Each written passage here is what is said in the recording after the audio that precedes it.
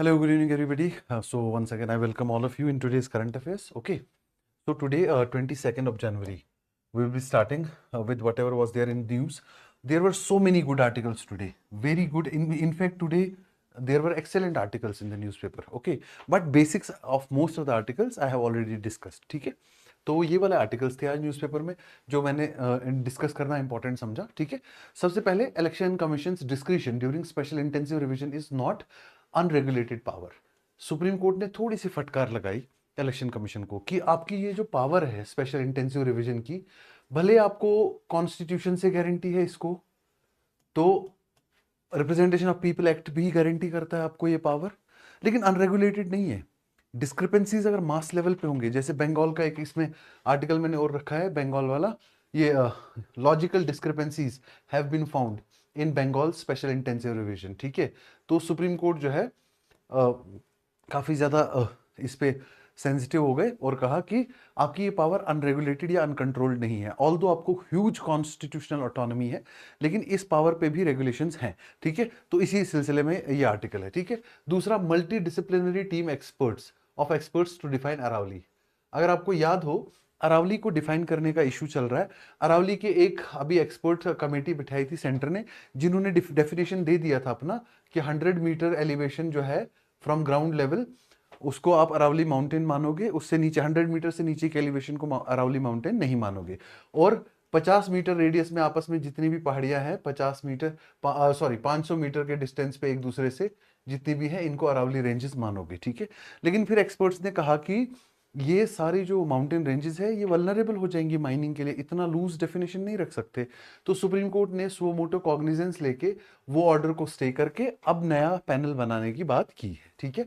उसके बाद meaningless formality. Governor का एड्रेस मैंने कल आपको बताया, तमिलनाडु में, केरला में, अब धीरे धीरे कर्नाटका में भी शो शुरू हो रहा है गवर्नर और चीफ मिनिस्टर के बीच में. ठीक है.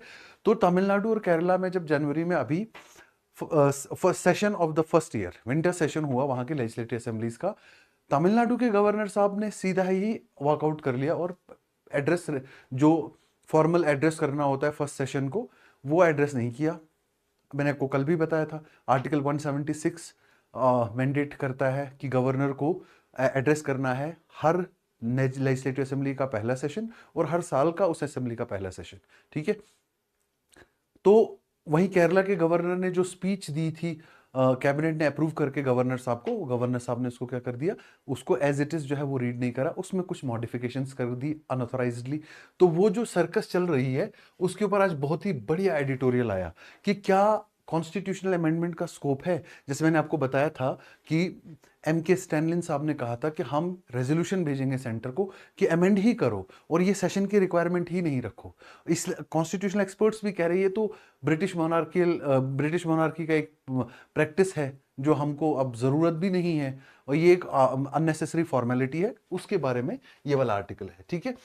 उसके बाद दूसरा आर्टिकल है जुडिशियल रिमूवल.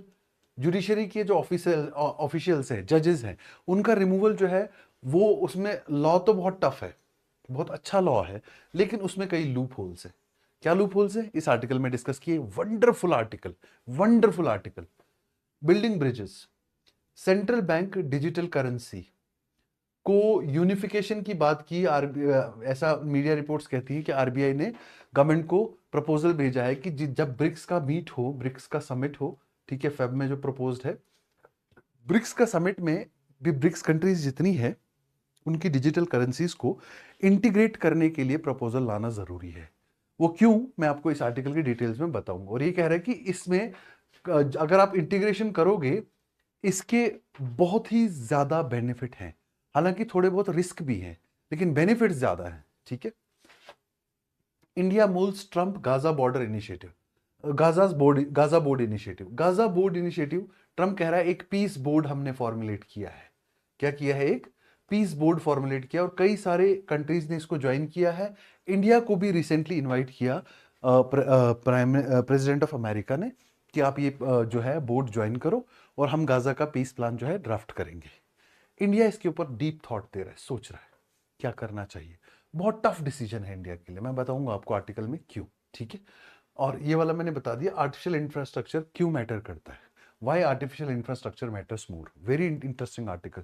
ठीक है, तो ये सारे आर्टिकल्स हैं। चलो स्टार्ट करते हैं सबसे पहले यहां से। कल मैंने आपको बताया था कि section 21 clause 3 of representation of people act 1950, ठीक है, रिप्रेजेंटेशन ऑफ पीपल एक्ट 1950 जो है उसका सेक्शन 21 क्लॉज 3, ठीक है। उसके बाद सेक्शन 21 क्लॉज 3 जो है, एक तो वो हो गया, दूसरा हो गया article 324 of Indian constitution, 324 of Indian constitution. उसके बाद आ गया रूल्स ऑफ इलेक्टोरल रजिस्ट्रेशन 1960। ये 3 सेट ऑफ रूल्स है, 1 2 3, जो लेजिटिमेसी देते हैं इलेक्शन कमीशन को स्पेशल इंटेंसिव रिवीजन करने के लिए। वो क्या होता है स्पेशल इंटेंसिव रिवीजन, कल के आर्टिकल में मैंने बड़ी डिटेल में बताया, ठीक है। अब सुप्रीम कोर्ट ने कहा कि ये जो स्पेशल इंटेंसिव रिवीजन है, इसमें सिविल राइट्स के सीरियस कॉन्सिक्वेंसेस हो सकते हैं। कुछ लोग जिनको डिलीशन किया जाए और वो एग्जिस्ट कर रहे हो, उनका राइट टू वोट चला जाएगा, ठीक है। और इसमें ये कहते हैं कि आप क्यों एक्सपेक्ट करते हो कि आपका प्रोसीजर जो है वो ट्रांसपेरेंट ही होगा हमेशा, गलतियां भी तो हो सकती हैं, और जुडिशरी को वो गलतियां करेक्ट करने का राइट भी है और जुडिशरी को वो करेक्ट करने का पावर भी है, ठीक है। इलेक्शन कमीशन को कहा कि आपको भले ही वाइडेस्ट डिस्क्रिशन है, इलेक्शन कमीशन को बहुत ही ज्यादा डिस्क्रिशन दे रखा है कॉन्स्टिट्यूशन में, और चाहिए भी, क्योंकि इंडिपेंडेंट बॉडी है, इलेक्शंस के साथ डील करती है, डेमोग्राफी का सबसे बड़ा प्रोसेस है, डेमोक्रेसी का सबसे इंटरेस्टिंग प्रोसेस है।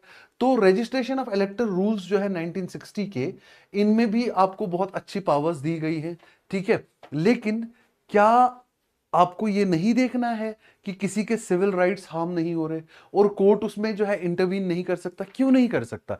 जब बिल्कुल आपने बंगाल का केस देखा बहुत थॉरोली, एक एक पेरेंट के आपने 50-50 बच्चे दिखा दिए हैं स्पेशल इंटेंसिव रिवीजन में। पॉसिबल है ये कि एक बंदे के 50 बच्चे होंगे, ठीक है, या एक लीनिएज का आपने कई कई ज्यादा मल्टीपल एंट्रीज दिखा दी है उसमें, ठीक है। तो लॉजिकल डिस्क्रिपेंसीज जब दिखी तब सुप्रीम कोर्ट बोले, ठीक है, क्या कहा कि लॉजिकल डिस्क्रिपेंसीज वेस्ट बंगाल के इलेक्टोरल रूल्स में हमने देखी है, ठीक है। और 2 इलेक्टर्स तो ऐसे भी पाए जिनके 200 से ज्यादा बच्चे आपने दिखा दिए हैं। तो इसमें साइंस कहां है, इसमें लॉजिक कहां है? तो इसलिए आपको जो इंटेंसिव रिवीजन है उसको एज इट इज करना है, जैसा आपको इलेक्शन कमीशन ने मैंडेट दिया है, जैसा आपने मैंडेट दिया है, ठीक है। और यह भी कहा कि आपको इंटेंसिव रिवीजन जो इलेक्टोरल रोल्स का करना है, उसमें फ्रेश रोल बनाना भी इंटेंसिव रिवीजन का ही पार्ट है। तो आप ये मत कहो कि फ्रेश रोल बनाना अलग चीज है और इंटेंसिव रिवीजन अलग चीज है। फ्रेश रोल बनाना is a part of the intensive revision, ठीक है। जैसा रूल 4 से रूल 23 में बताया गया है। कौन से? ये जो 1960s के रजिस्ट्रेशन ऑफ इलेक्टर्स रूल है 1960 के, ठीक है। और ये भी कहा गया कि सबसेक्शन 3 जो है सेक्शन 21 की, वो एक स्टेप था किसके लिए, कि आपको जो है अथॉरिटी हो रिवीजन की, ठीक है। अब अथॉरिटी जब हो रिवीजन की इलेक्शन से पहले पहले, तो अथॉरिटी का मिसयूज प्रिवेंट करना जुडिशरी का काम है, ठीक है। इसलिए जुडिशरी का कहना है कि डिस्क्रिशन तो बहुत सारी है, लेकिन ये अनरेगुलेटेड नहीं है। अनरेगुलेटेड अनरेगुलेटेड अगर आपको हम ये डिस्क्रिशन दे देंगे तो उससे क्या हो जाएगा, deviation from the normal procedure. आप प्रॉपर प्रोसीजर फॉलो करिए, लॉजिकल प्रोसीजर फॉलो करिए, और किसी को भी डिसएनफ्रेंचाइज मत करिए या किसी को भी अननेसेसरीली एनफ्रेंचाइज मत करें, ठीक है। मल्टीपल वोटर्स, घोस्ट वोटर्स आपको हटाने हैं, ना कि जोड़ने हैं, ठीक है। लॉजिकल डिस्क्रिपेंसीज बंगाल के वोटर लिस्ट में क्या क्या है, मैंने आपको पहले ही बताया कि कुछ इलेक्टर्स, जैसे 2 इलेक्टर्स ऐसे मिल गए जिनके 200 से ज्यादा बच्चे हैं, ठीक है।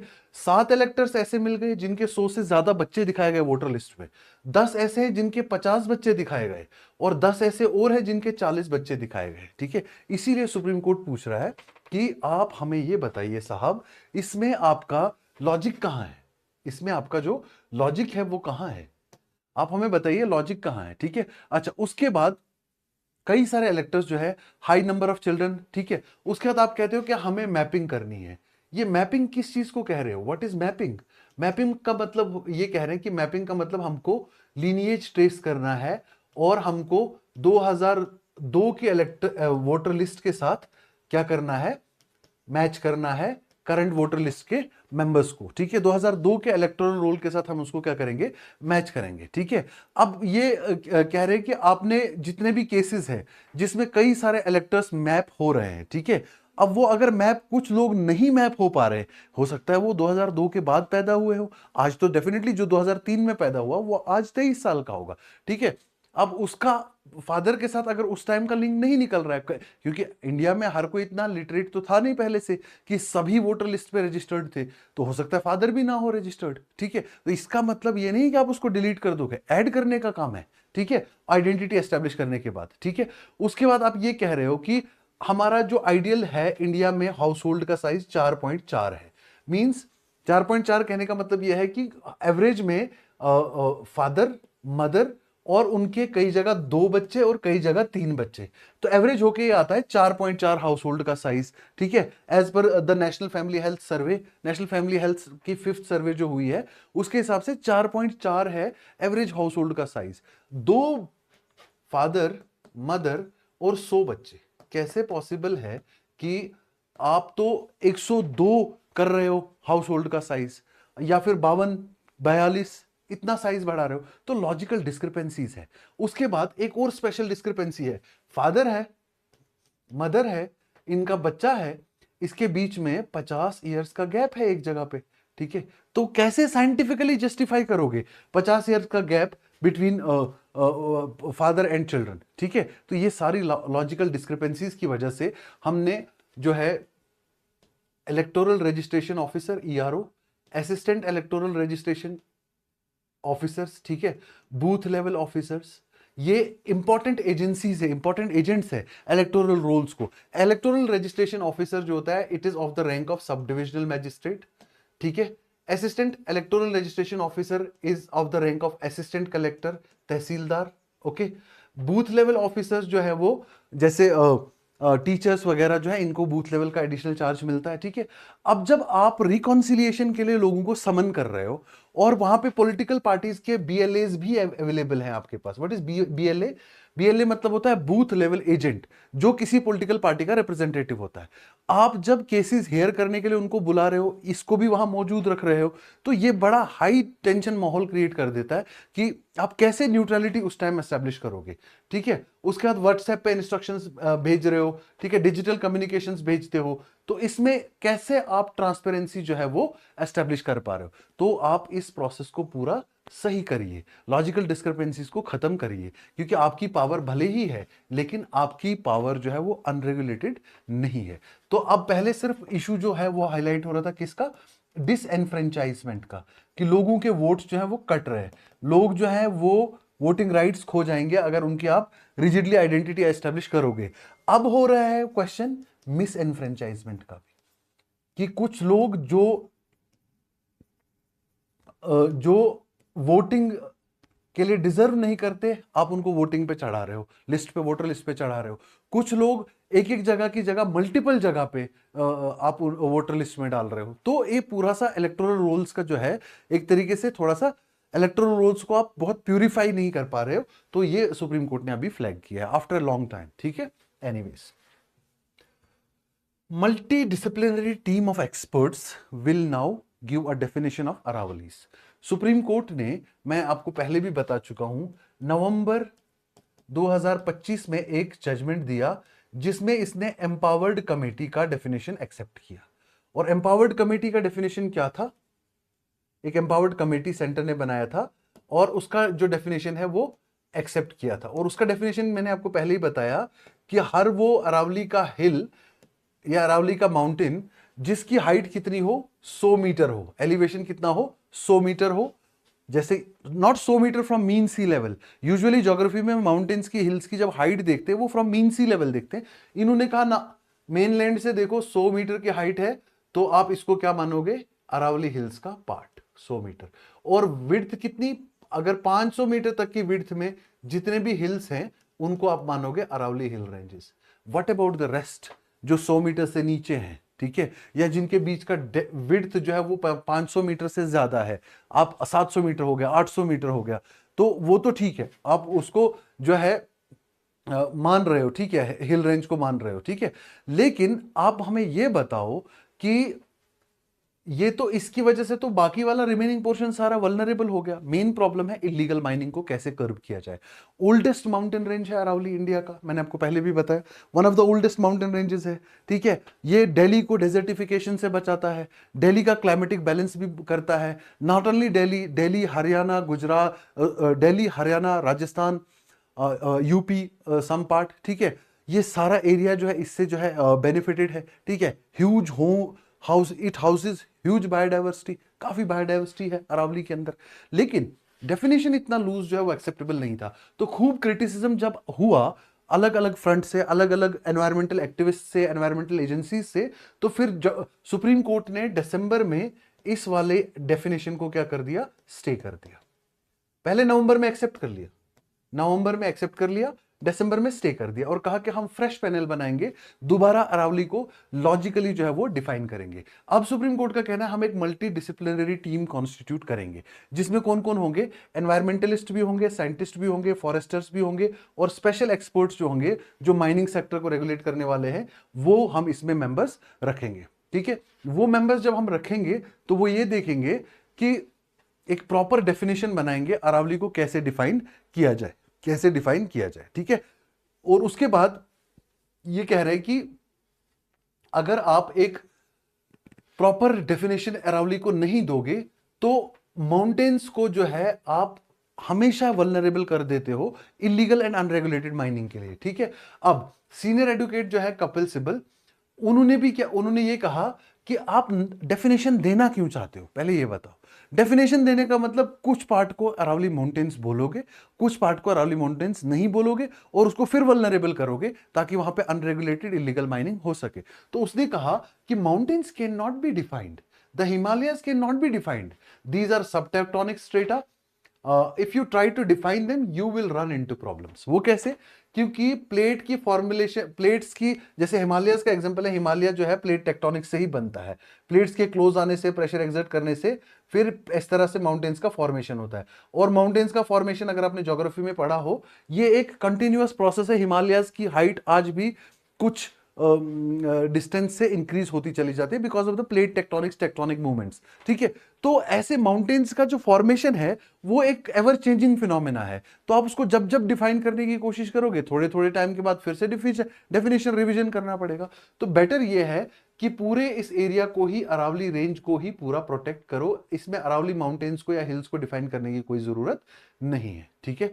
अब सुप्रीम कोर्ट लेकिन क्या कहता है कि सिर्फ 1048 अरावली हिल्स जो हैं वो 12,000 में से क्या है, राजस्थान में ही है सिर्फ। ये मैंने पहले भी एक वीडियो में बताया कि majority of Aravalli hill ranges कहां फॉल करती हैं, राजस्थान में फॉल करती हैं, ठीक है। तो अगर आप वहां पे देखोगे रेगुलेशन का, माइनिंग का जो केसेस हैं, 70% माइनिंग से रिलेटेड एफआईआर्स जो लगे हैं, टोटल एफआईआर जितने लगे हैं राजस्थान में, उसमें 70% जो है वो इलीगल माइनिंग एफआईआर जो है वो राजस्थान में। ये भी मैंने आपको पहले एक न्यूज़पेपर बताया था कि इतने एफआईआर जो है ऑलरेडी इलीगल माइनिंग के ही सिर्फ राजस्थान में लगते हैं, ठीक है। इसीलिए यहां पे क्या है, एक सिग्निफिकेंट रेगुलेटरी लेकुना है और रेगुलेशन के लिए इसको डिफाइन करना जरूरी है। तो सुप्रीम कोर्ट कहता है कि हमें एक प्रॉपर डेफिनेशन की जरूरत है, ठीक हो गया।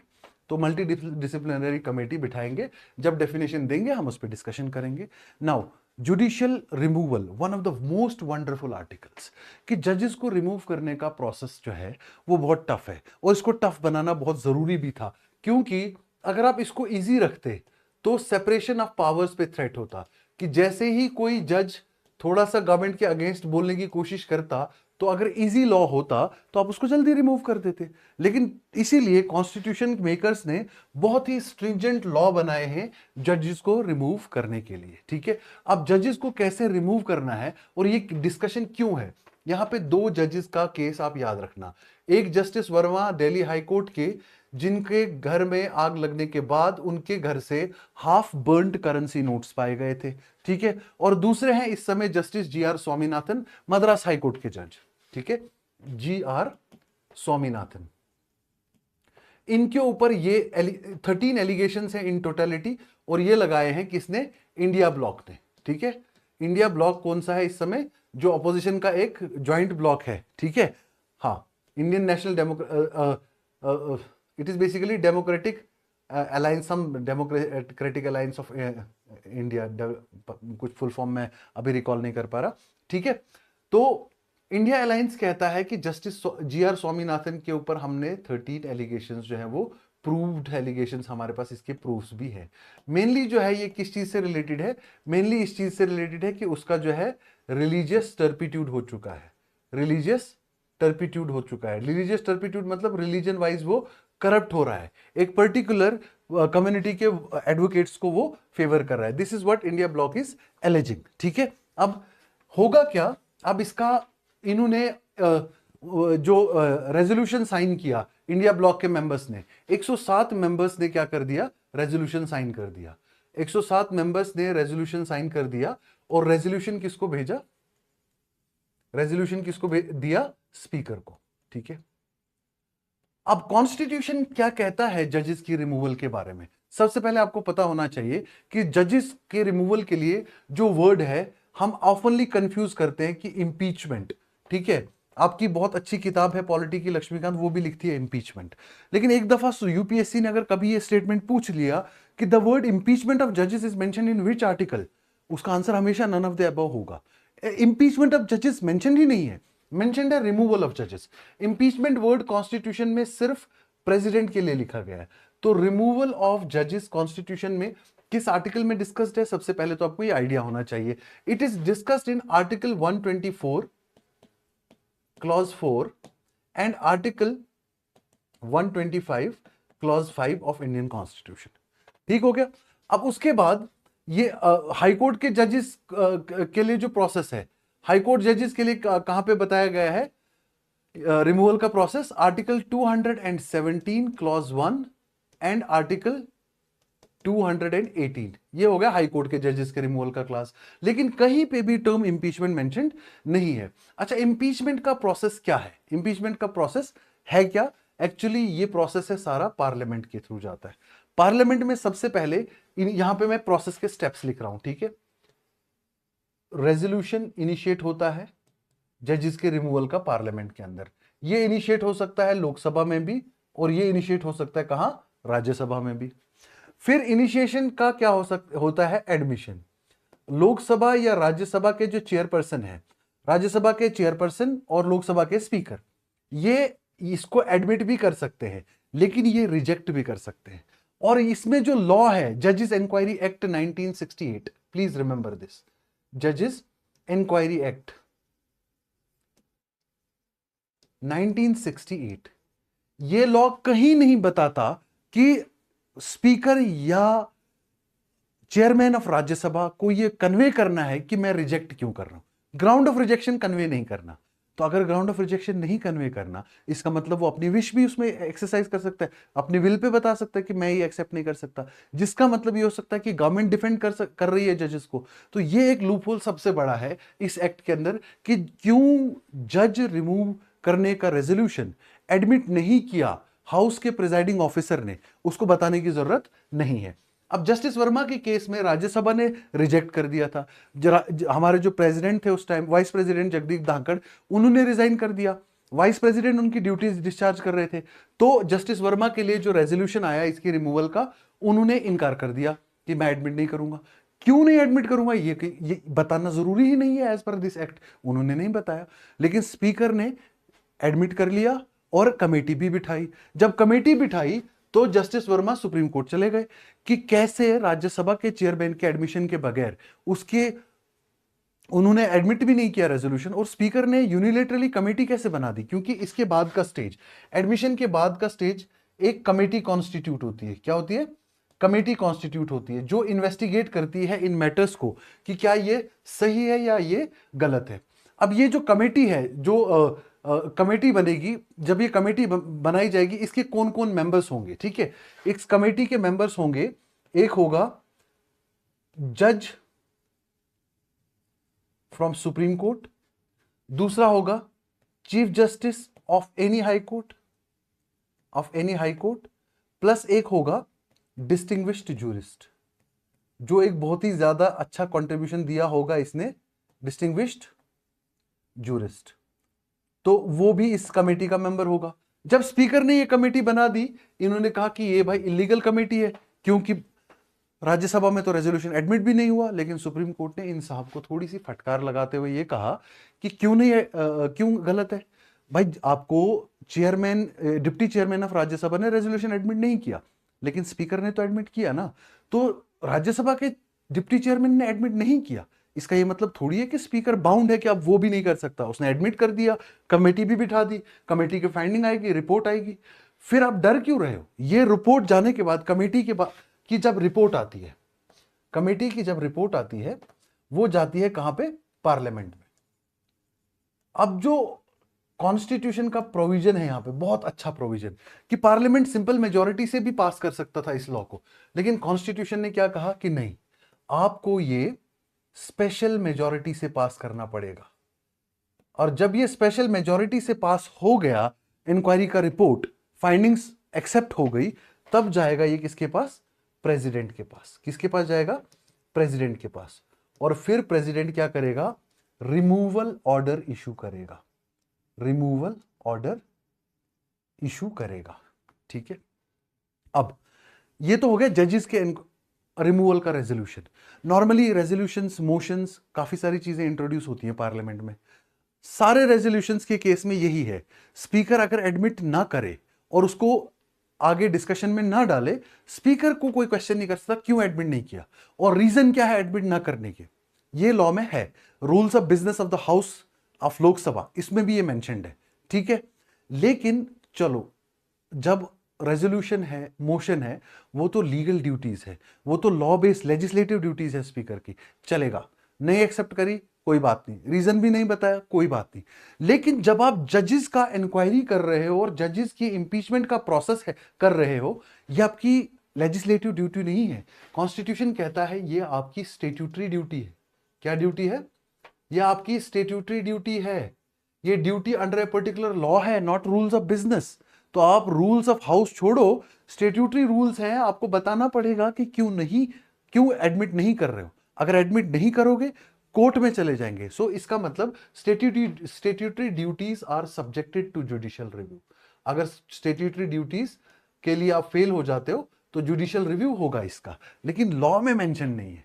ये एक्सपर्ट्स लीगल एक्सपर्ट निकाल रहे हैं ये चीज कि हाँ ये तो स्टेट्यूटरी ड्यूटी है। जजेस की इंक्वायरी जब कर रहे हो आप, जजेस इंक्वायरी एक्ट 1968 के under, it is your statutory duty.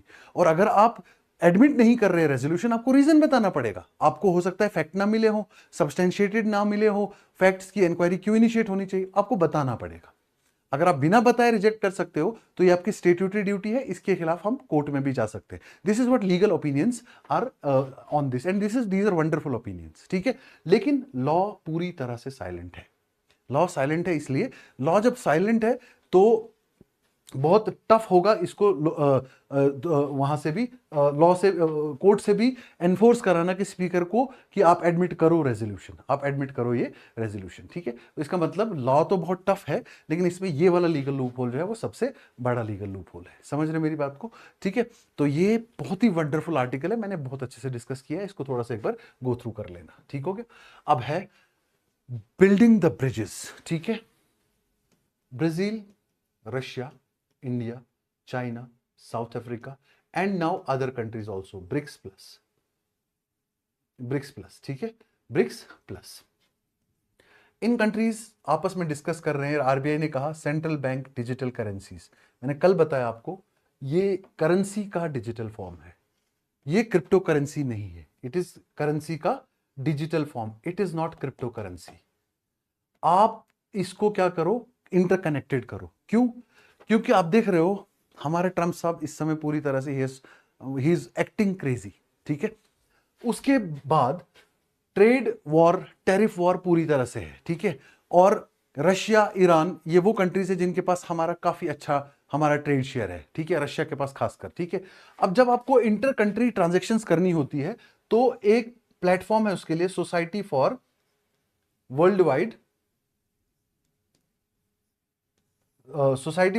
World wide financial transaction, Swift. ठीक है, अब ये जो स्विफ्ट प्लेटफॉर्म है, सैंक्शंस की वजह से ईरान के पास भी इसका एक्सेस नहीं है। ठीक है, और रशिया के पास भी इसका एक्सेस नहीं है। तो इसीलिए आपको डॉलर का डोमिनेंस कम करना पड़ेगा। उसके लिए ये बहुत ही इंपॉर्टेंट स्टेप होगा अगर आप सेंट्रल बैंक डिजिटल करेंसी को इंटीग्रेट करो। अब डोमेस्टिक करेंसीज में पेमेंट कर पाओगे अपनी जितने भी ट्रेडिंग पार्टनर्स है।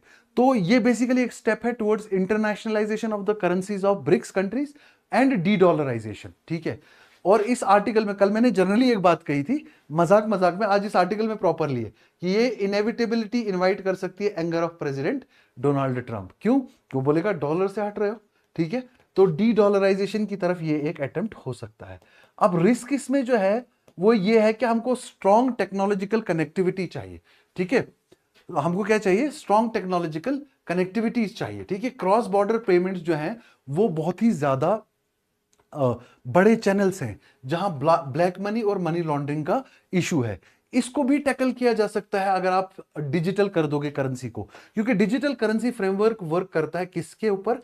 एक ब्लॉकचेन टेक्नोलॉजी के ऊपर। What is blockchain technology?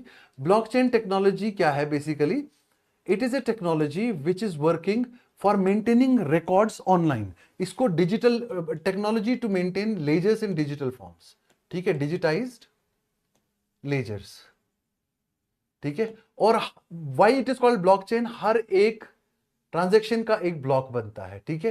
Transactions are recorded as blocks, समझ रहे हो मेरी बात को। और डिजिटाइज्ड लेजर बनता है, लेजर मींस रिकॉर्ड बुक बनती है, ठीक है। और इसको ब्लॉकचेन जो है ये एक एक्सीलेंट इंस्ट्रूमेंट है मनी लॉन्ड्रिंग और इंटरनेशनल ब्लैक मनी ट्रांजैक्शंस को रोकने के लिए, समझ रहे मेरी बात को। और उन कंट्रीज पे जिन पे सैंक्शंस लग जाती है, जैसे स्विफ्ट से हटा दिया गया ईरान को, रशिया को, इनके पास स्विफ्ट का एक्सेस इस समय नहीं है, ठीक है। तो ये सारी चीजों को बाईपास करने के लिए अगर आपकी कनेक्टिविटी हो, पेमेंट कनेक्टिविटीज की, देखो payment to Russia, Iran for example will become easier. Why? Because they are on not on the SWIFT network, okay, they are not on the SWIFT network. तो इन सारी चीजों को चलते चलते अब ये कह रहे हैं कि ये बहुत अच्छा है, क्रॉस बॉर्डर पेमेंट्स को फेमिलराइज कराने के लिए बहुत ही अच्छा स्टेप हो सकता है। और अब आप ट्रंप साहब के गुस्से से डरोगे, आप बोलोगे कि हो सकता है हमें बहुत ज्यादा कीमत चुकानी पड़ सकती है, हमसे ट्रंप साहब जो है वो नाराज हो सकते हैं, ठीक है। ट्रंप साहब अगर हमसे नाराज हो सकते हैं तो हमको ट्रंप साहब की नाराजगी को थोड़ा सा साइड पर रखना चाहिए, ठीक है। साइड पर रख के हम क्या करेंगे? उसको साइड पर रख के हम ये करेंगे कि हम डी डॉलराइजेशन की तरफ जाएंगे। ये एक हमारे पास ज्यादा बड़ा रिफॉर्म हो सकता है और हमारे पास जो है हमारे पास एक बहुत बड़ा सस्टेनेबल इकोसिस्टम बनेगा कि हम डॉलर के ऊपर ही डिपेंड नहीं है, हम अपनी जो है हम अपनी जितनी भी इंटरनेशनल ट्रांजैक्शंस हैं उनको इजीली कर सकते हैं। क्योंकि ये जो society for world wide interbank financial telecommunication है, ये society for world wide interbank financial telecommunication, it is not financial transaction, it is financial telecommunication, ठीक है। तो ये वाली के ऊपर डिपेंडेंस इसलिए है क्योंकि इस पे थोड़ा सा यूएसए का प्रेडोमिनेंस है, डॉलर में ज्यादा पेमेंट्स होती है। अगर इसको बाईपास कर पाए और अपना एक इकोसिस्टम, जोहान्सबर्ग में जो समिट हुआ था ब्रिक्स में, उसमें भी हमने ये बात किया था कि ब्रिक्स कंट्रीज आपस में स्विफ्ट जैसा ही एक प्लेटफॉर्म डेवलप करेंगी जो आपस में ये पेमेंट्स फैसिलिटेट करेगा, ठीक है। It is all about yesterday's article plus today's article, wonderful both of them, ठीक है। उसके बाद नेक्स्ट मीनिंगलेस फॉर्मेलिटी। देखो स्टेट लेजिस्लेचर में स्टेट गवर्नमेंट वर्सेस गवर्नर, 100% ये हमेशा से सेंट्रल स्टेट रिलेशन के पॉइंट ऑफ व्यू से एक बहुत ही इंटरेस्टिंग क्वेश्चन रहा है। ये आर्टिकल उसी के बारे में, ठीक है। इसका बेसिक्स ये है, इसका बेस ये है कि हर साल जब स्टेट गवर्नमेंट अपना first session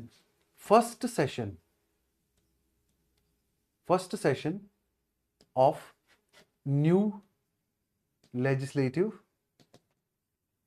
assembly plus first session of every year, हर साल का फर्स्ट सेशन और नई लेजिस्लेटिव असेंबली का फर्स्ट सेशन कौन एड्रेस करता है? गवर्नर, हर साल, ठीक है। अब ये होता है, कई दफा ऐसा पाया गया है, क्योंकि गवर्नर जो है इंडिपेंडेंट कॉन्स्टिट्यूशनल पोस्ट तो थियोरेटिकली है, सेंटर का एजेंट इसको मेजर पॉलिटिकल बुक्स लिखती हैं, लेकिन सेंटर का एजेंट ये मतलब नहीं कि वो सेंटर के लिए जाके स्टेट्स में काम करेगा, नो, मतलब वो सेंटर का रिप्रेजेंटेटिव है, bridge between centre and states है। लेकिन ये रोल जब थोड़ा सा टेक्निकल चेंजेस इसमें आ जाते हैं तो गवर्नर और स्टेट गवर्नमेंट के बीच में टसल होता है। जैसे आपने देखा तमिलनाडु गवर्नर, केरला गवर्नर, कर्नाटका के गवर्नर, काफी ज्यादा टसल है। बिल्स पेंडिंग रखना, जिसमें सुप्रीम कोर्ट ने इनको जजमेंट में टाइमलाइन भी फिक्स किया कि 3 महीने से ज्यादा आप बिल पेंडिंग नहीं रख सकते, ठीक है। उसके बाद अब ये जो इसकी कॉन्स्टिट्यूशनल बैकिंग क्या है?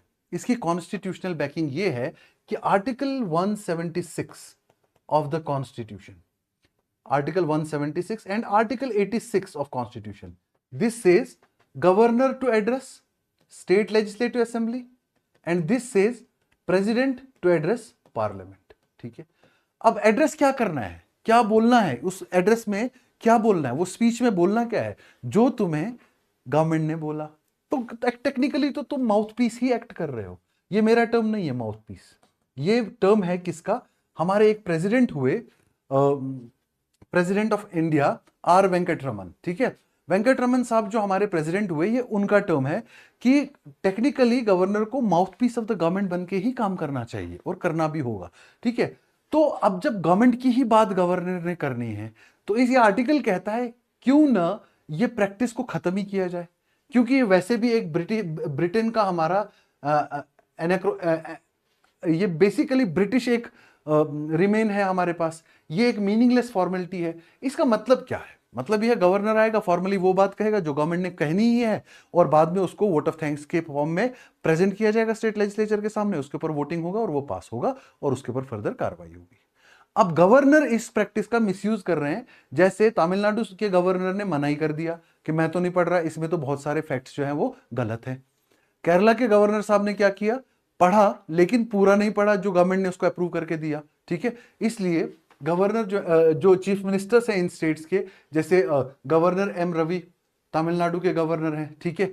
इसी तरह केरला के गवर्नर जो हैं, governor of Tamil Nadu R N Ravi, ठीक है। और केरला के गवर्नर का मुझे नाम इसमें नहीं अभी दिख रहा है, इस आर्टिकल में मैंने पढ़ा, याद मुझे नहीं रहा, मिस्टर अरलेकर है, समथिंग अरलेकर है, ठीक है।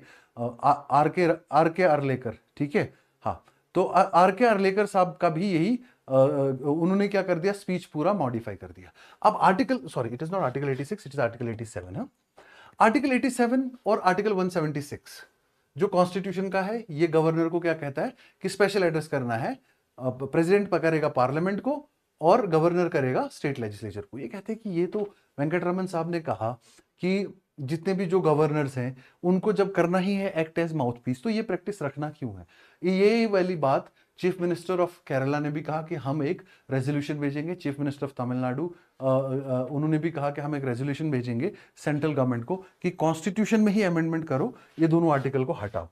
अब ये दोनों आर्टिकल हटने से लॉसेस भी तो देखना पड़ेगा ना। लॉस क्या है? लॉस ये है कि जो ये कन्वेंशन है, जो ये ट्रेडिशनल प्रैक्टिस है गवर्नर्स एड्रेस और प्रेसिडेंशियल एड्रेस की, ये खत्म हो जाएगी। तो फिर गवर्नर का क्या रोल रह जाएगा स्टेट लेजिस्लेचर के रेस्पेक्ट में, और प्रेसिडेंट का क्या रोल रह जाएगा? इसका जवाब भी है अपने पास। जवाब ये है कि स्पेशल एड्रेसेस, अगर कोई बात पूछनी हो, कोई रेफरेंस भेजना हो आपको स्टेट लेजिस्लेचर को या पार्लियामेंट को, तो प्राइम मिनिस्टर प्रेसिडेंट के पास आर्टिकल 86 है और गवर्नर के पास आर्टिकल 175 तो है ही। तो 176 को हटा दो। 175 article talks about special references by governor to states whenever it wants to refer any bill or any matter to legislature and seek opinion from the legislature. It can also give a special address to state legislature. तो ये वाला tool तो है ही ना। तो ये जो British एनक्रोनिज्म है तो क्यों रखा हुआ है? इसे हटाने की बात जो है की है। और डेली ये जो एडिटोरियल है ये कहता है कि हटा भी देंगे तो कोई दिक्कत है नहीं, ठीक है। तो नीड टू लुक कि इससे हो सकता है थोड़ा बेटर रिलेशंस हो जाए, सेंटर स्टेट रिलेशंस और गवर्नर और चीफ मिनिस्टर्स के बीच में जो टसल है वो खत्म हो जाए, ठीक है। ये पुराना है, हमेशा से चलता आ रहा है। जैसे गवर्नमेंट चेंज होती है, huge change in governors also, ठीक है। इंडिया कह रहा है ट्रंप का गाजा बोर्ड इनिशिएटिव को हम थोड़ा धीरे ध्यान से सोचेंगे, क्योंकि इसराइल के प्राइम मिनिस्टर बेंजामिन नेतन्याहू का विजिट प्लान्ड है। यूएई के जो चीफ है अभी MBZ मोहम्मद बिन जैद नाहया अभी हमारा विजिट करके गए हैं कंट्री का, ठीक है। इंडिया ने पैलेस्टाइन भी विजिट किया हमारे लीडर ने, हमारे लीडर के पास और भी इनविटेशन है सेंट्रल एशियन कंट्रीज से। तो हम सेंट्रल एशिया के साथ इस समय रिलेशन किसी भी तरीके से बिगाड़ना नहीं चाह रहे। क्यों? क्योंकि ऑलरेडी यूएसए ने हमें परेशान तो किया ही है बैर, ट्रेड वॉर की वजह से, जो टैरिफ वॉर की वजह से, ठीक है। तो हमको बहुत सोच समझ के ये डिसीजन लेना होगा किस में पार्टिसिपेट करना है या नहीं करना। हालांकि बहुत सारे जो कंट्रीज हैं उन्होंने ऑलरेडी पार्टिसिपेशन का एक्सेप्टेंस दे दिया है, ठीक है। जैसे कि उज्बेकिस्तान हो गया, अर्जेंटीना हो गया, कजाकिस्तान हो गया, मोरक्को, कनाडा, ये ऑलरेडी हो चुके। यूक्रेन, यूनाइटेड किंगडम ने भी अपना जो है ओपिनियन रखा है, ठीक है, कि हम जो है आएंगे, लेकिन तुम पुतिन को इनवाइट नहीं करोगे, ठीक है। लेकिन पुतिन साहब का भी पता नहीं है स्टैंड क्या रहेगा, ठीक है। लेकिन यूएन सेक्रेटरी ऑफ स्टेट उसको चेयर कौन कर रहे हैं, इस बोर्ड को, जो गाजा बोर्ड है, गाजा पीस बोर्ड है, इसको चेयरपर्सन यूनानिमसली सबने मान लिया कि DJT, Donald J Trump will basically chair this board, ठीक है। और ये बेसिकली क्या करेंगे, एक फुल फ्लेजेड पॉलिसी बनाएंगे जिसको मेजॉरिटी कंट्रीज क्या कहती है, it should be a two state solution. Two state solution means दोनों स्टेट्स को म्यूचुअल को एग्जिस्टेंस के लिए, ऐसा नहीं है कि आप एक स्टेट को जो है पूरा वैनिश करने की कोशिश करोगे। It should be a two state solution, it should be a legal acceptance, it should be global acceptance to all the both the parties, Israel as well as Palestine, ठीक है। अब इंडिया ने जो है अभी थॉरो थॉट दे रहे इस पे कि हमको जाना चाहिए या नहीं जाना चाहिए, but it will check for stakes in other countries also, और दूसरी कंट्रीज का भी, क्योंकि जैसे रशियन प्रेसिडेंट पुतिन का जो है अपोजिशन कर रहे हैं यूके या बाकी लोग कर रहे हैं उसका अपोजिशन, ठीक है। दूसरा, इस बोर्ड में पाकिस्तान भी इन्वाइटेड है, ठीक है। अब नाम है पीस बोर्ड, पाकिस्तान है वहां पे, ठीक है। तो रशिया का ना होना, पाकिस्तान का होना, इसमें इंडिया के काफी स्टेक्स है, ठीक है। तो थोड़ा सा डीप थॉट देने की जरूरत है कि क्या हम इस बोर्ड में पार्टिसिपेट करेंगे या नहीं करेंगे। एक दो दिन में आ जाएगा क्लैरिटी, हम करेंगे या नहीं करेंगे, करना चाहिए, क्यों करना चाहिए, नहीं करना चाहिए तो क्यों नहीं करना चाहिए। अब इसराइल को सोचें, इसराइल के साथ रिलेशन सोचे तो करना चाहिए। यूएसए के पागलपंथी को देखें तो करना चाहिए, हो सकता है वो थोड़ा सा खुश हो जाए, और हो सकता है वो नॉनसेंस जो हो रहा है अक्रॉस द ग्लोब वो ना हो, ठीक है। ह्यूमैनिटेरियन व्यू को लें तो क्यों ना कॉन्फ्लिक्ट रेजोल्यूशन की तरफ जाएं। तो ह्यूमैनिटी का इंडिया जो है हमेशा एक बहुत बड़ा चीफ आर्किटेक्ट भी रहा है और चीफ प्रोपोनेंट भी रहा है। तो अगर आप देखोगे ह्यूमन राइट्स वायलेशन को या ह्यूमन राइट्स के अपहोल्डिंग के लिए अगर बात करें तो डेफिनेटली जाना चाहिए। लेकिन रशिया का ना होना भी हमारे लिए दिक्कत है, क्योंकि रशिया एक अच्छा ट्रेडिंग पार्टनर है। पाकिस्तान का होना भी एक प्रॉब्लम है, क्योंकि वो हमेशा आर्च राइवल रहा है। पीस बोर्ड में उसका काम क्या है, ठीक है, उसके घर में पीस नहीं है, ठीक है। तो ये सारे इश्यूज हैं जिसको लेकर हमको डीप थॉट देना पड़ेगा, और दे भी रहे हैं हम। ऐसा अब्रप्टली हम ज्वाइन करने की सोच नहीं सकते। और दूसरा, इंडिया हर चीज की लेजिटिमेसी, लीगैलिटी को देखता है। पहले ये बताओ कि गाजा पीस बोर्ड, इसकी क्या लेजिटिमेसी है। ट्रंप तो कहता है ये एक कल को यूनाइटेड नेशंस का भी एक अल्टरनेटिव बन सकता है, ठीक है। पर अभी कौन सा इंटरनेशनल लॉ परमिट कर रहा है गाजा पीस बोर्ड बनाने का। जस्ट साहब उठे, ट्रम्प साहब सुबह मॉर्निंग में मन किया एक गाजा पीस बोर्ड बनाना है, गाजा में पीस एस्टेब्लिश कराना है और नोबेल प्राइज के लिए शोर मचाना है, ठीक। ऐसा नहीं, इंडिया बहुत थॉरो थॉट देता है इन चीज़ों के ऊपर। फॉरेन पॉलिसी हमारी बड़ी थॉटफुल रही है हमेशा से, ठीक है। Thank you. आगे नेक्स्ट इज एआई इंफ्रास्ट्रक्चर क्यों जरूरी है। सिर्फ दो चीजें याद रखना, एक स्ट्रेटेजिक इंपॉर्टेंस कि हम एआई के लिए दूसरी कंट्री पे कभी भी डिपेंडेंस नहीं रह सकते, क्योंकि एआई में बहुत ज्यादा स्ट्रेटेजिक इश्यूज हैं, डेटा प्राइवेसी इश्यूज हैं, हमारा अपना डेटा, हमारी बाकी चीजें, बहुत सारे इश्यूज हैं। हर दिन चाय आती है, मेरे हाथ में कप रहता है, ठंडा हो जाता है, आज नहीं ठंडा होने देंगे, ठीक है। स्ट्रेटेजिक इंपॉर्टेंस है किसका, आर्टिफिशियल इंटेलिजेंस का, ठीक है। आपको आर्टिफिशियल इंटेलिजेंस के लिए अब इसी की स्ट्रेटेजिक इंपॉर्टेंस को समझते हुए हमने अभी इंडियन गवर्नमेंट ने एक व्हाइट पेपर इशू किया। और व्हाइट पेपर किस पे, व्हाइट पेपर मींस होता है पेपर ऑफ प्रपोजल्स कि हम क्या क्या करना चाहते हैं आगे, ठीक है। और ये व्हाइट पेपर जो इशू हुआ, it is for democratizing access of artificial intelligence. Artificial intelligence की क्या करनी है हमको, एक्सेस को डेमोक्रेटाइज करना है। ठीक है, क्यों डेमोक्रेटाइज करना है? क्योंकि हमारे पास दो ऑप्शंस हैं, या तो हम दूसरे से मांगते रहें चीजें, या तो हम खुद अपनी चीजें बना लें। तो हम क्यों ना अपना एक रिसोर्स बनाए, अपना एक इंफॉर्मेशन रिसोर्स बनाए, अपनी कैपेसिटी बिल्डिंग करें अपनी कंट्री में, अपना आर्टिफिशियल इंटेलिजेंस का एक इकोसिस्टम बनाएंगे जिसमें हम थोड़ा सा ऑलरेडी पीछे हैं, जिसकी वजह से यूएसए ने हमको पैक्स सिलिका जो उनका एक इनिशिएटिव है artificial intelligence critical minerals rare earth elements के लिए, उससे बाहर रख दिया। तो अब लेकिन इनवाइट कर रहे हैं, वहां के जो सेक्रेटरी ऑफ स्टेट है उन्होंने भी कहा कि इंडिया जो है नेक्स्ट समिट के लिए इनवाइट किया जाएगा। ठीक है, तो ये एक टेक्निकल इशू नहीं है ज्यादा। हमको क्या करना है, हमको आर्टिफिशियल इंटेलिजेंस में कॉम्पिटिटिवनेस बढ़ाना है, इंक्लूजन बढ़ाना है, और अपनी कंट्री की सवर्निटी के लिए हमें जरूरी है, क्योंकि हम दूसरे के ऊपर डिपेंडेंट नहीं हो सकते आर्टिफिशियल इंटेलिजेंस के लिए। तो हमको अपना एक आर्टिफिशियल इंटेलिजेंस इकोसिस्टम चाहिए, प्लस इसका इकोनॉमिक पोटेंशियल बहुत हाई है। इसीलिए भी हमको बहुत ज्यादा जरूरी है कि हम आर्टिफिशियल इंटेलिजेंस का अपना एक इकोसिस्टम बनाएं। ठीक है, अब ये जो है आर्टिफिशियल इंटेलिजेंस का इकोसिस्टम हमको integration, deeper integration into trade with different countries, उसके लिए information data sets, information basis, ये इंफॉर्मेशन का जो एक बहुत बड़ा इंफॉर्मेशन का बेस है, इंफॉर्मेशन का जो हमारे पास एक ह्यूज सेट ऑफ इंफॉर्मेशन, वो प्राइवेसी भी एक कंसर्न हो सकता है अगर हम उसको ग्लोबल लेवल पे शेयर करने लगे वर्ल्ड लेवल के पार्टनर्स के लिए। ठीक है, और हम जितना बाहर से आर्टिफिशियल इंटेलिजेंस से रिलेटेड टेक्नोलॉजीज, मैन पावर जो है वो जितना बाहर से हम क्या करेंगे, इंपोर्ट करेंगे, वो अफोर्डेबिलिटी नहीं लाएगा, और कॉमन मासेस जो हमारे आर्टिफिशियल इंटेलिजेंस से दूर रहेंगे। ठीक है, और इस वाइट पेपर का थीम क्या ये कहता है कि जितने भी लोग हैं अगर उनको एक्सेस मिलेगा, वही डेस्टिनी है, एक्सेस इज द डेस्टिनी। यही हमारी डेस्टिनी है कि हर बंदे को आर्टिफिशियल इंटेलिजेंस का एक्सेस मिलना चाहिए। हालांकि नेगेटिविटीज, नेगेटिव यूजेस जो हैं उसके, वो भी बहुत ज़्यादा प्रॉब्लमेटिक हैं, लेकिन उसके लिए बहुत स्ट्रिंजेंट रेगुलेशंस लाए जा सकते हैं, और सेल्फ डिपेंडेंस इसमें होना बहुत ज़रूरी है। ये इस आर्टिकल का मेन फोकस है कि आर्टिफिशियल इंफ्रास्ट्रक्चर क्यों मैटर करता है। ठीक हो गया? उसके बाद उसके बाद कुछ नहीं, खत्म हो गया। ठीक है, शुक्रिया। आज के लिए थोड़ा लंबा था डिस्कशन, लेकिन आर्टिकल्स बहुत अच्छे थे। हालांकि कुछ और आर्टिकल्स बहुत अच्छे थे, लेकिन वो मैं अगले न्यूज़पेपर्स के, जब न्यूज़पेपर्स में वो कंटिन्यूस में डिस्कशन में आएंगे। अभी ट्रांजिएंट है, जैसे ही मैच्योर हो जाएगा आर्टिकल मैं पढ़ा दूंगा। ठीक है, शुक्रिया, थैंक यू।